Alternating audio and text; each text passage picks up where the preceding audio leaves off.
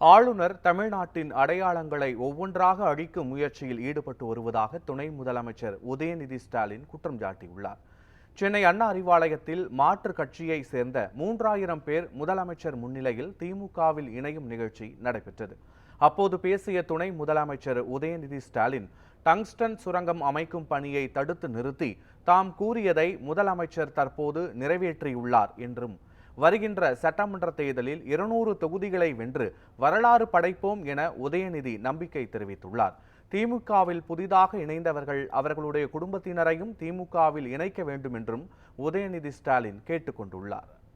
உங்களுடைய எழுச்சியை பார்க்கும்பொழுது நிச்சயம் 200 அல்ல 200க்கும் மேற்பட்ட தொகுதிகளில் திராவிட முன்னேற்ற கழகம் நிச்சயமாக ஜெயிக்கும் என்ற நம்பிக்கை எங்களுக்கு இருக்கின்றது. இன்னொன்று, உங்களை எழுச்சியெல்லாம் பார்க்கும்பொழுது உங்களிடத்தில் ஒரு சிறிய வேண்டுகோள். நீங்கள் நம்முடைய கழகத்துடைய கொள்கையை ஏற்று நம்முடைய தலைவருடைய தலைமை ஏற்று இன்றைக்கு நம்முடைய இயக்கத்தில் சேர்ந்திருக்கிறீங்க. திராவிட முன்னேற்ற கழகம் இன்றைக்கு 75வது பவள விழாவை கொண்டாடி கொண்டிருக்கிறது என்றால் நம்முடைய கொள்கை கோட்பாடு அப்படி. நான் உங்களிடத்தில் வைக்கின்ற கோரிக்கை என்றால் எல்லாம் ஒன்றுதான். நீங்கள் வந்துவிட்டீர்கள், ஆனால் உங்களைப் போல இன்னும் ஆயிரக்கணக்கானோர் வருவதற்கு சில தயக்கத்தோடு அங்கே அந்த பக்கம் உங்களுக்கு தெரிஞ்சவங்களே இருப்பாங்க, உங்களுடைய நண்பர்களே இருப்பாங்க, உங்களுடைய குடும்பத்தை சேர்ந்தவங்களாக இருப்பாங்க.